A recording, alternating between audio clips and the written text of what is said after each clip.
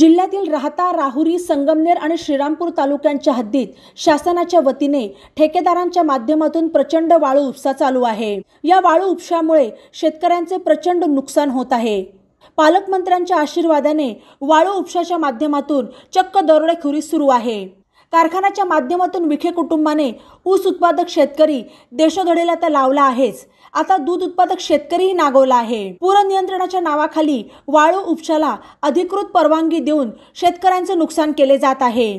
त्यामुळे या वाळू उपशा विरोधात मुळा प्रवरा खोरे पर्यावरण संवर्धन समिती 24 मे रोजी जिल्हाधिकारी कार्यालयासमोर उपोषण आणि धरणे आंदोलन करणार असल्याची माहिती समितीचे अरुण कडू पाटील यांनी दिली। वाळू उपशाचा प्रश्न आज पूर्णपणे महसूल मंत्री राधाकृष्ण विखे पाटील यांच्या भोवती फिरतो आहे। वाळूच्या संदर्भात आत्तापर्यंत त्यांची जी धोरणे होती ती धोरणे या नदीकाठच्या शेतकऱ्यांच्या दृष्टीने अत्यंत घातकी अशी साबित झाली आहेत।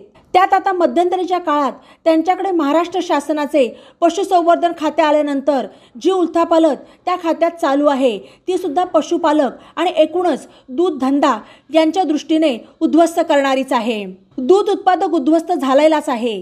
साखर आणि दूध या शेतकऱ्यांना नागवल्यानंतर आता हे मंत्री शेतकऱ्यांची जीवनदायिनी अमृतवाहिनी प्रवरा मायला ओरबाडायला निघाले आहेत आणि पर्यावरणही उद्ध्वस्त करायला निघाले आहेत, असेही अरुण कडू पाटील यांनी पुढे सांगितले। त्यामुळे त्या विरोधात शुक्रवारी 24 मेला जिल्हाधिकारी कार्यालयासमोर उपोषण आणि धरणे आंदोलन करणार असल्याचेही अरुण कडू पाटील यांनी स्पष्ट केले। यावेळी भास्कर फणसे, भास्कर दिघे, बापूसाहेब दिघे, सागर कडू, गणेश कडू, दिलीप कडू, बाळासाहेब खर्डे, श्याम दळे, अरुण खर्डे आदी उपस्थित होते।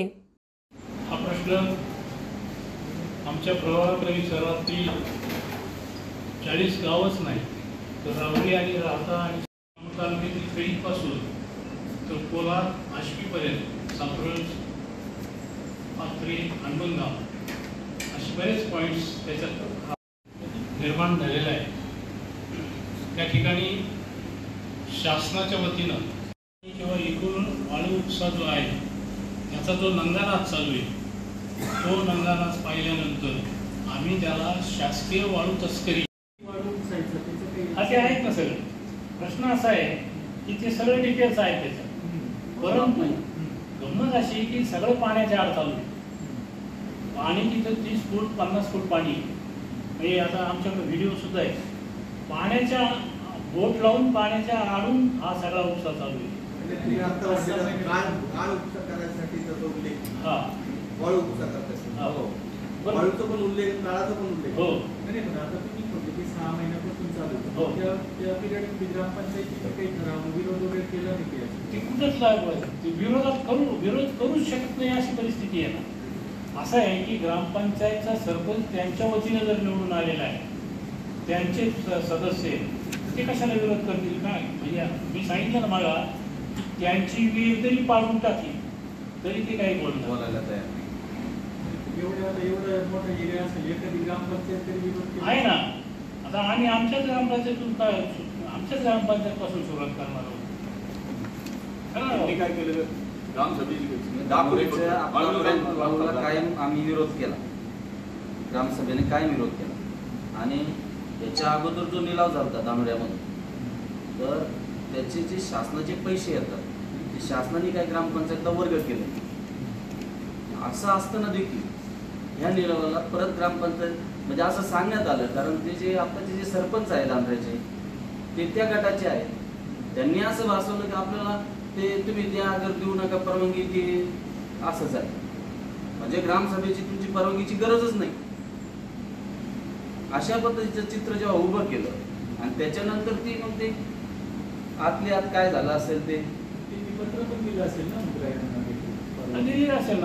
आम्ही प्रत्येक वेळेस जेव्हा शासनाचा माणूस यायचा वाळूच्या निलावाच्या संदर्भात तेव्हा धांड्र्यामधून आता निलाव करायचा तर आम्ही प्रत्येक वेळेस एवढ्याच मुद्द्यावर होतो की आमचे शासनाने मागचे पैसे द्यावेत, आमचा जो वसूल आहे ग्रामपंचायतला तो द्यावा, वर्ग करावा आणि तुम्ही निलाव करा। किती ग्रामपंचायतींना नाही मिळाला असं निधी? किती ग्रामपंचायतींना नाही मिळाला? बाकीच्यांना मिळाला का नाही मिळाला आम्ही आमच्या गावचं सांगतो की धानोरे मौजे धांड्र्याला 1ही रुपया आज तागत तो वसूल मिळालेला नाही। ग्रामपंचायती एकत्र एकूण या? आता नदी ही पूर्ण गावाच्या लगत गेली ना. आश्वी, प्रतापूर, दार, अंधनगाव, सोनगाव, पात्र, कोलार, भगवतीपूर, कडी, मांडवी याचं आहे. पण आमच्याकडच्या आहेत ना बरं राहून तालुक्याच्या बाजूच्या त्या ग्रामपंचायत आहेत. केल्यास त्या ठिकाणी वाळू केला अशा पद्धतीचं हे इतकी मोठी घुलटे या ठिकाणी झालेली. तर धरणातील गाळ काढणे याकरता पर्यावरण अनुमती घेण्यापासून सूट देण्यात आलेली आहे. म्हणजे हा जो गाळ काढण्यासाठीचा म्हणून अनुमती यांनी पर्यावरणाच्या दृष्टीने घेतलेली ती परस्परच समजली. कारण हा गाळ उपसा नाही आहे, हा ही सरळ अत्यंत स्फटिकासारखी स्वच्छ वाळू आहे. आणि गाळ मिश्रित वाळू ही काठावरची असते किंवा आणखी त्याच्या बाजूच्या जमिनीतली असते. त्यापैकी कुठलाही गाळ मिश्रित वाळूचा संबंध नाही. स्फटिकासारखी वाळू त्या ठिकाणी ही उचलली जाते आणि तरतुदीनुसार कार्यवाही करण्याबाबत हे सगळं याच्यात म्हटलेलं आहे. या संदर्भातला जो शासन निर्णय तुम्ही आपल्याला पाहायला येईल किंवा जास्त कॉपीज माझ्याकडे असतील तर आणखी 2-4 कॉपीज थोडंसं माझ्याकडून उशीर झाला. त्या कॉपीचं जर तुम्ही म्हणजे शासन निर्णयाचं जर त्याच्यात अवलोकन केलं तर त्यातल्या या सगळ्या हास्यास्पद बाबी आपल्याला या ठिकाणी दिसतील. दुसरी आणखीन एक विचित्र गोष्ट अशी आहे की या ठिकाणी मी ही माझे जे सहकारी मित्र आहेत त्यांना मी मुद्दामून आज आपल्या पुढं आणलं. कारण ते उपोषणाला येणारच आहे. परंतु आज आपल्या पुढं अशा करता आणलं की हे आदिनाथ दिघे पाटील धानुरेचे यांचे एक सहकारी अंडरटेकनी निवडतले या दोघांनी सूर्यकांत पाटील दिघे म्हणून होते. या दोघांनी सरण रचून त्या ठिकाणी धानोऱ्याला आंदोलन केलं आणि त्या आंदोलनात त्यांनी त्या ठिकाणच्या 74 लाखाच्या वाळूच्या विक्रीचा लिलावाचा जो घोळ होता मोजमापाचा त्याचा हिशोब त्यावेळेस शासनाला मागितला होता. परंतु दुर्दैवाने त्यावेळेस अनेक लोकांनी मध्यस्थी केली. विशेषतः शासनातल्या लोकांनी थोडीशी विनवणी केली आणि आम्हाला कृपा करून संकटात आणू नका म्हणून आमदार तनपुरेंना विनंती केली आणि तनपुरेंच्या मध्यस्थीमुळे यांना त्यावेळेस उपोषण मागे घ्यावं. अशाच पद्धतीनं या ठिकाणी बापूसाहेब दिघे म्हणून आहे हेही धानोऱ्याचेच आहेत. या आंदोलनात ते होतेच. परंतु यांनी आणखीन एक गोष्ट केलेली आहे की औरंगाबाद खंडपीठात यांनी वाळू उपशाच्या त्या ठेकेदारीच्या विरोधात काही तक्रारी केल्या होत्या आणि त्यांच्या तक्रारीची दखल मेहरबान हायकोर्टाने घेतली आणि त्या वाळू ठेकेदाराला 1,74 लाखाचा दंड झाला. तो दंड अद्यापपर्यंत शासनाने वसूल केलेला नाही. त्याच ठिकाणी अशाच पद्धतीचा पुन्हा वाळूचा उपसा चालू आहे. अशा ज्या अनेक गोष्टी ज्या आहेत त्या अनेक गोष्टींच्या सगळ्याचा एकत्रीकरण केलं तर हा अत्यंत शेतीसाठी आम्हाला खूप धोकादायक असा निर्णय आणि म्हणून आता आम्ही जागे झालेलो आहोत. आणि जागे होऊन जर आंदोलनाचा आम्हाला प्रतिसाद मिळाला नाही तर आणखीन वेगळ्या पद्धतीनं आमच्या आंदोलनाचं स्वरूप राहील.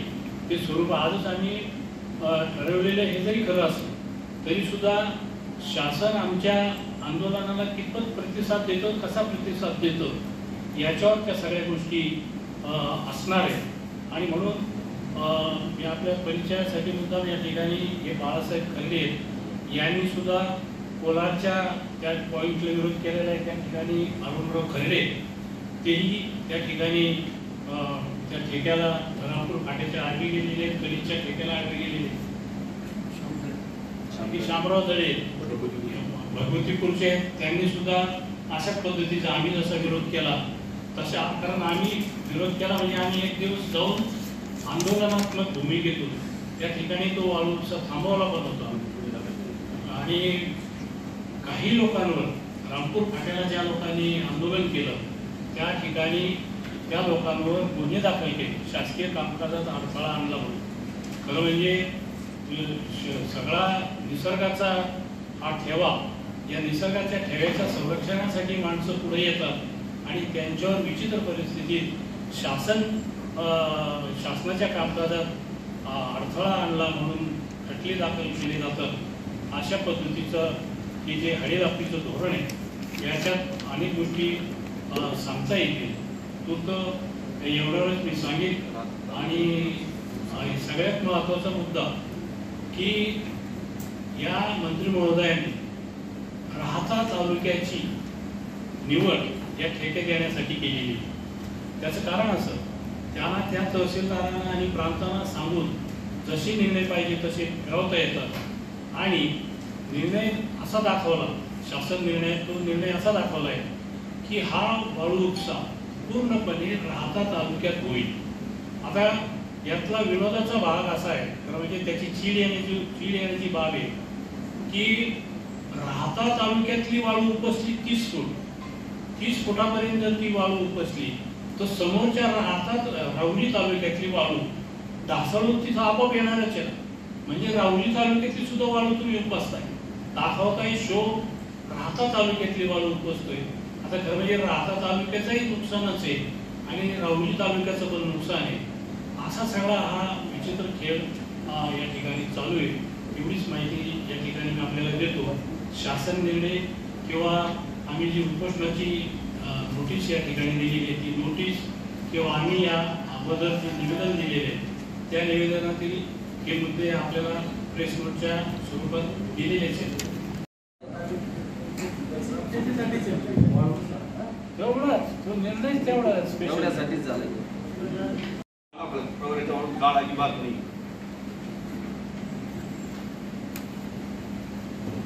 त्याच्यात अंदाजे त्यांनी ठरवून दिलेलं दिसतं कोणत्या भागात किती साठा परंतु त्याच्यापेक्षा जास्त 100 पट. आमचे आता माणसं जबाबदारी म्हणताय 100 पट. कारण आम्ही डोळ्याने पाहतोय ना ट्रका चालले. ऍक्च्युअल गेली ना कोणी. एक मिनिट मला बुद्रुक सोसायटी चेअरमन आहे. कडीत खुर्दाचा गेला म्हणजे 6,174 त्रास. मग आपण 3 ते 3.5 लाख त्रास आहे. रात्र दिवस उचलले 3.5 लाख त्रास पाऊस आहे. जवळजवळ 1 किलोमीटर सारं उचललं. कारण दहा कुठलीच जागा नाही. ठेकेदार कुठले ठेकेदार त्यांचेच. एक मुंबईवाला आहे. मुंबईवाला ती वरून दम देतात आम्हाला का गाडी खाली बघू असं करू मला काय करून घ्या. तहसीलदारला राहूच्या फोन केला तर राहू तहसीलदार म्हणे तुम्ही सरकारी कामात अडथळा आणू नका. तुमच्या काय दिसून कारवाई 100 पट. असं भगवतीपूरला 22,500 त्रास दिला होता. तिने 1.5 लाख त्रास वाढला. रात्र देऊन गाड्या आता सध्या बंद आहे. आता पात्र देऊन जमा पात्र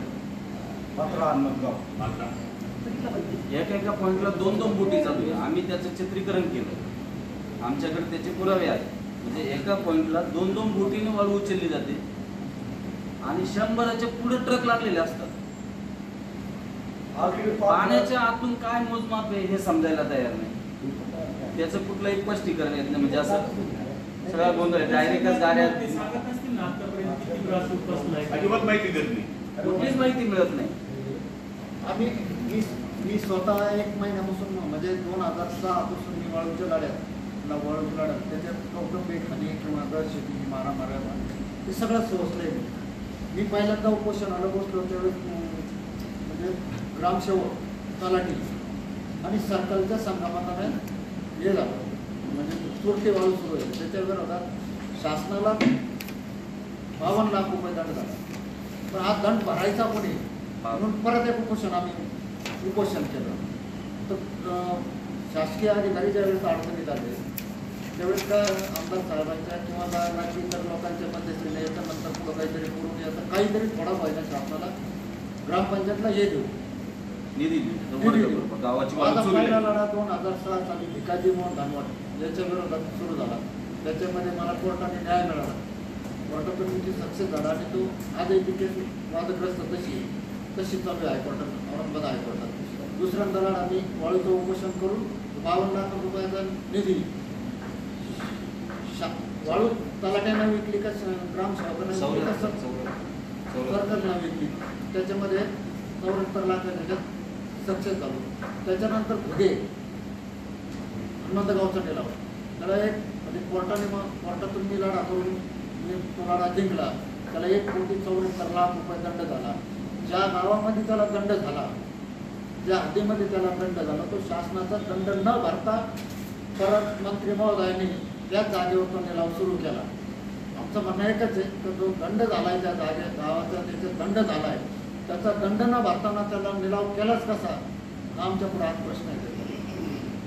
आणि सर्वसामान्य लोकांना आम्हाला जर त्यांनी उद्या 600 रुपये वाळूचं जे आमिष न्याय नाही दाखवलं, मिळाला तर आम्ही आज ती अवस्था नाही ना. आमचा लढा सुरू राहणार. त्याचं कारण असं आहे, या वाळू उपशानंतर नदीची जी पाण्याची शक्ती असते ती धारणशक्तीच राहणार नाही, अशा पद्धतीचं आम्ही चित्र ठेका आहे. दुसरी गोष्ट, या खोलीकरणामुळं नदीच्या बाजूच्या जे विहिरी म्हणजे नदीच्या पाण्यामुळं विहिरींचं जे पुनर्भरण व्हायचं पाण्याचं, त्याच्याऐवजी नदीच्या काठावरच्या ज्या विहिरी आहेत त्याच्याही बाजूच्या आणखी 2च्या विहिरी आहेत, त्यांचं पाणी उलटं वाहायला लागेल नदीच्या बाजूला.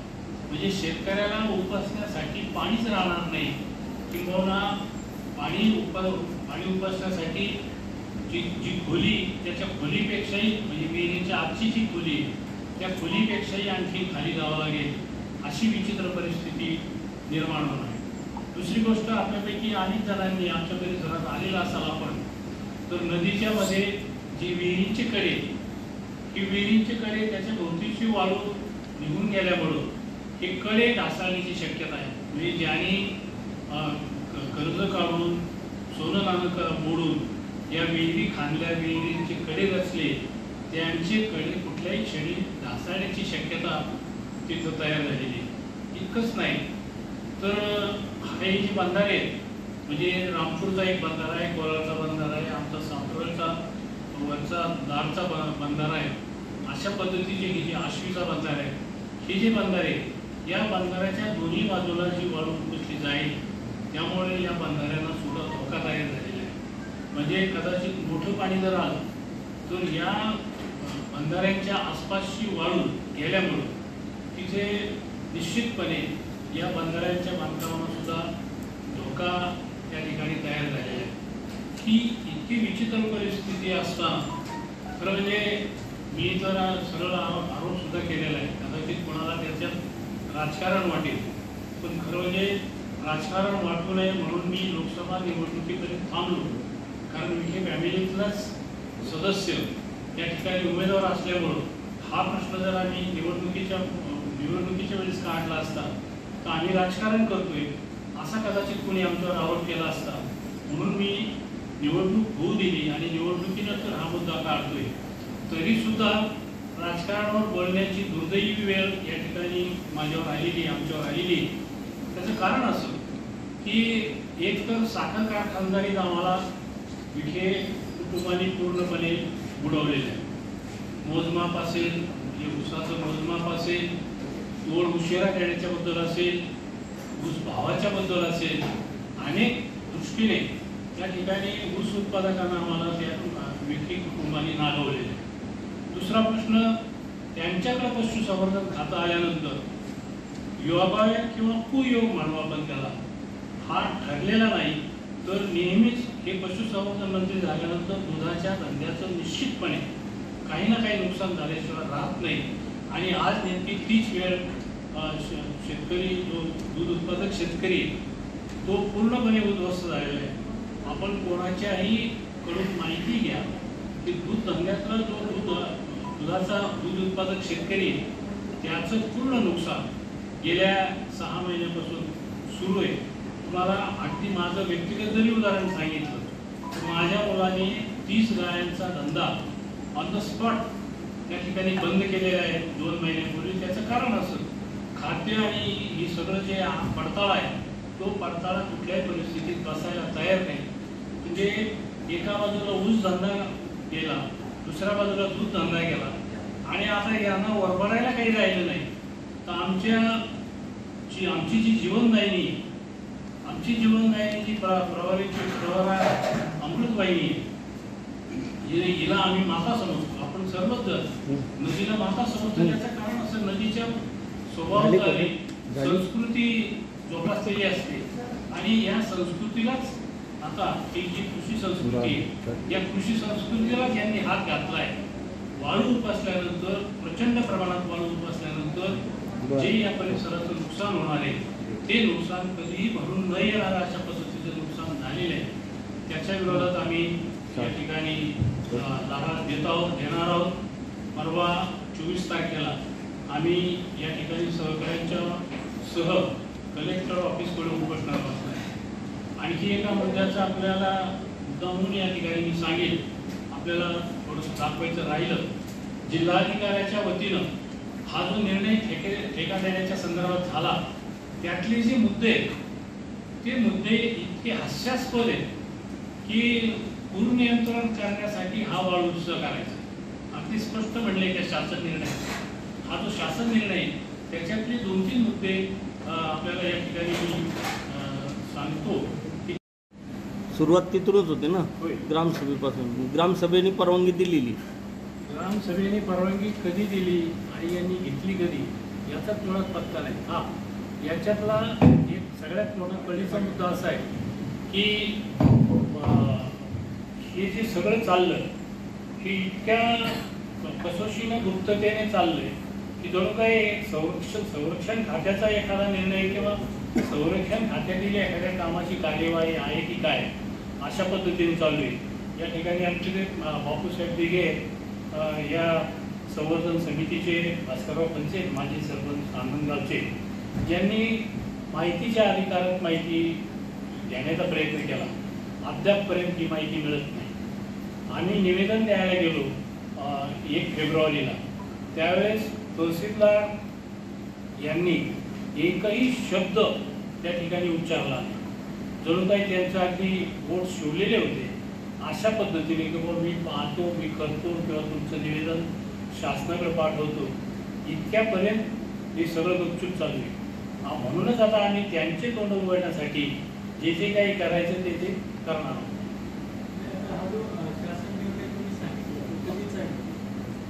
तो 4 तारीख 4 महिना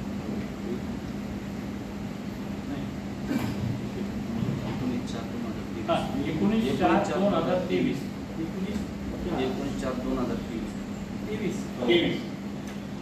23चा म्हणजे हे आणि 2 महिन्यापासून उपसा सुरू होतो.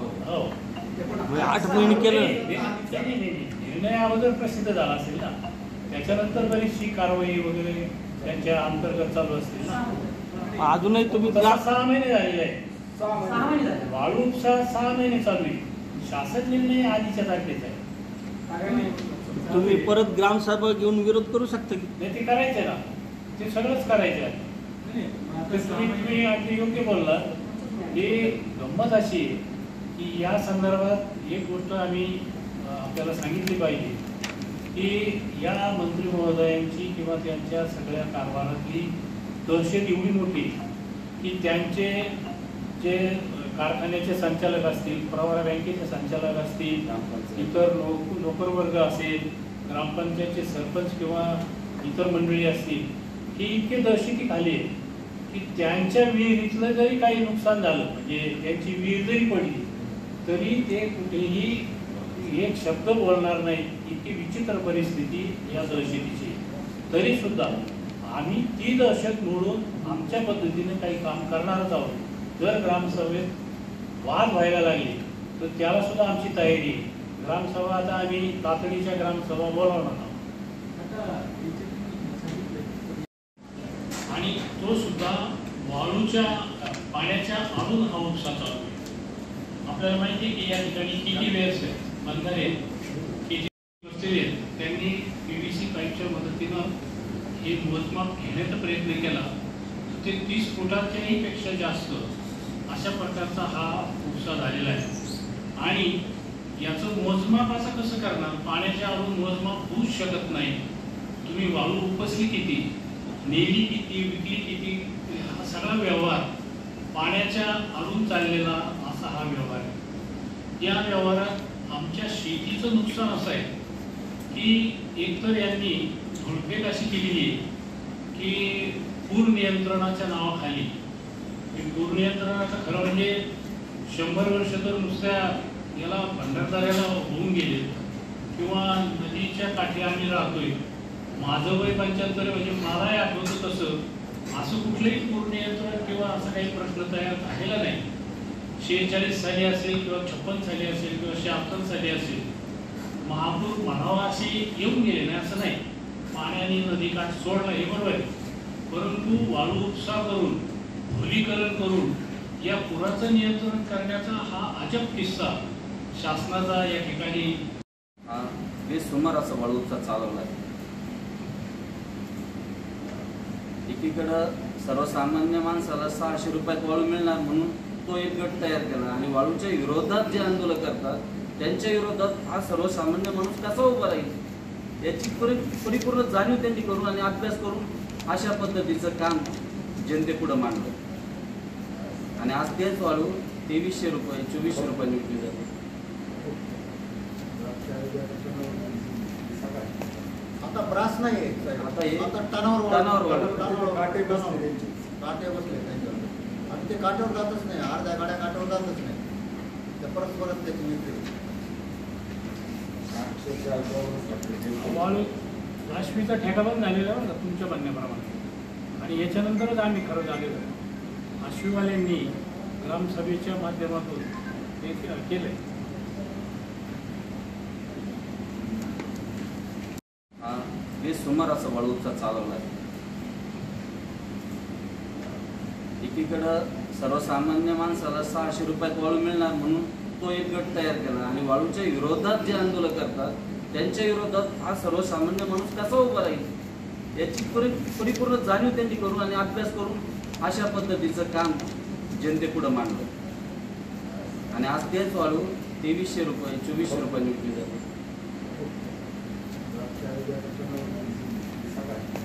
आता ब्रास नाही आता हे आता टनावर काटे बसले काटे बसले त्यांच्यावर आणि ते काट्यावर जातच नाही. अर्ध्या गाड्या काट्यावर जातच नाही. ते परत त्याची विक्री वाळू राशमीचा ठेका बंद झालेला बरं का तुमच्या म्हणण्याप्रमाणे, आणि याच्यानंतरच आम्ही खरं झालेलो आहे. आश्वीवाल्यांनी ग्रामसभेच्या माध्यमातून हे केलंय. वाहतुकीचा जो खर्च आहे तो वेगळा आहे. म्हणजे काय ब्रासने आज वाळू पोहोचते म्हणजे तुम्ही जे दाखवलं मंत्री महोदयांनी जे दाखवलं इथं सर्वसामान्यांची फसवणूक आहे ना. स्टॉप केलं जातं. स्टॉप केलं जातं साहेब. तुम्ही जर पत्रकार माझी विनंती आहे जर कुणाला वेळ जर मिळाला असला तर कमीत कमी त्या ठेक्यावर 400 ते 500 मुलांचा लवाजा मानून ठेवलेला आहे. एक दहशतीचं वातावरण तयार करायचं काम चालू. 400 ते 500 पोरं तुम्हाला एनी टाइम मोकळे बसले. ते आता तुम्ही जो उल्लेख केला फसलंय धोरण वाळूचं धोरण फसलंय म्हणून म्हणजे काय झालंय काय? हा फार महत्त्वाचा मुद्दा आहे. हा शासनाने इतर ठिकाणी जे ठेके दिले होते चालू केले होते त्या ठिकाणी सगळ्या ठिकाणी विरोध झालेला आहे. अनेक ठिकाणी तो चक्क बंदही पाडलेला आहे. त्याच्यामुळे त्या ठिकाणी फसलेलंच आहे धोरण देण्याचं ठेके देण्याचं फसलेलं आहे. आणखी दुसऱ्या अर्थाने फसलेलं असं की आत्ता तो यांनी हिशोब सांगितला की स्वस्तात वाळू देऊ 600 रुपये ब्रास. ती 600 रुपये ब्रासचं ते मर्यादा राहत नाही. त्यांच्या करवी जी वाळू विकली जाते तिचा भाव जातो 8,000 रुपयापर्यंत. हे सगळे यांनी आता जे हिशोब सांगितले आहे म्हणजे या दोन्ही अर्थाने हे फसलेलं आहे. जागोजागी जो विरोध झाला आहे ग्रामस्थांचा त्या अर्थाने पण हे धोरण फसलं आणि स्वस्त वाळू देण्याचं धोरण त्याही अर्थाने फसलं. आणि या सगळ्या फसलेल्या धोरणाचा परिपाक त्यांना कुठंच काही जमत नाही. म्हणून आपल्या दहशतीखालचा जो एरिया आहे प्रवरा परिसर त्या परिसरात त्यांनी हे सगळं चालू.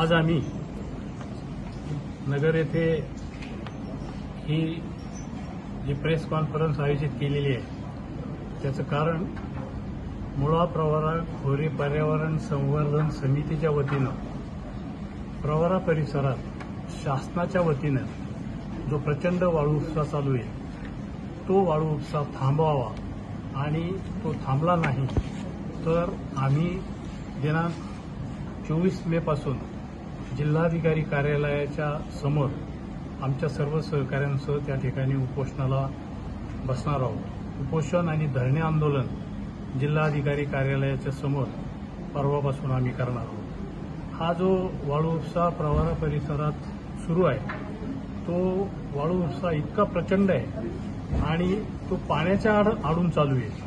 पाण्याच्या आडून त्याचं मोजमापही कळत नाही की किती खोल तो वाळू उपसा केलेला आहे तेही त्या ठिकाणी समजायला काहीच मार्ग नाही. आमच्या काही सहकाऱ्यांनी PVC पाईपच्या मदतीनं हा मोजमाप करण्याचा प्रयत्न केला.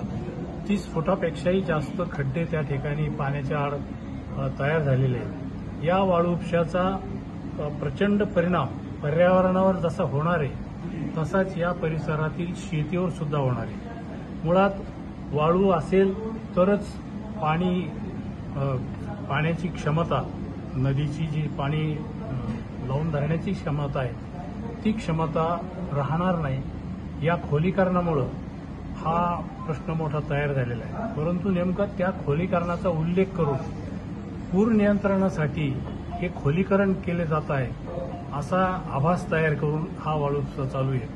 हा वाळू उपसा करताना शासनाने जो ठेका दिलेला आहे तो ठेका किती ब्रासचा दिला किंवा कसा दिला यापेक्षाही त्या ठिकाणी उपसा किती प्रचंड प्रमाणात सुरू आहे याला काही मर्यादा राहिलेल्या नाही आणि त्याच्यातून आमच्या शेतीचं जे नुकसान होणार आहे, पर्यावरणाचं जे नुकसान होणार आहे त्याच्या विरोधात या ठिकाणी आम्ही ठामपणे उभे आहोत. आणि आंदोलनाच्या मार्गाने तर हा प्रश्न जर सुटला नाही तर इतरही मार्गाने आम्ही काही प्रश्न हाताळणार आहोत. या वाळू उपशाला आमचा ठाम विरोध या ठिकाणी राहणार आहे.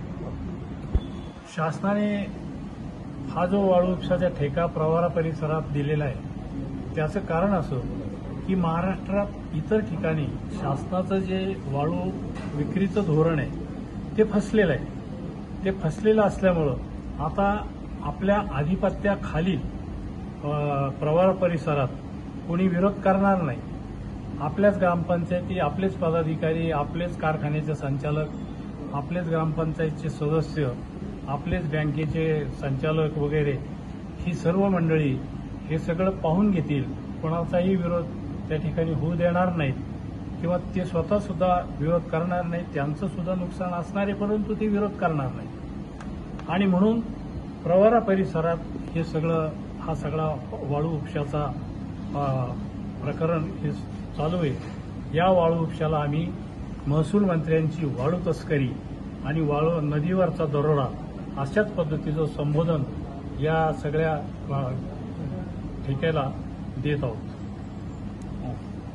लेटेस्ट बातम्यांसाठी ई नवा मराठा यूट्यूब चॅनलला सबस्क्राईब करा आणि बेल आयकॉनवर प्रेस करा.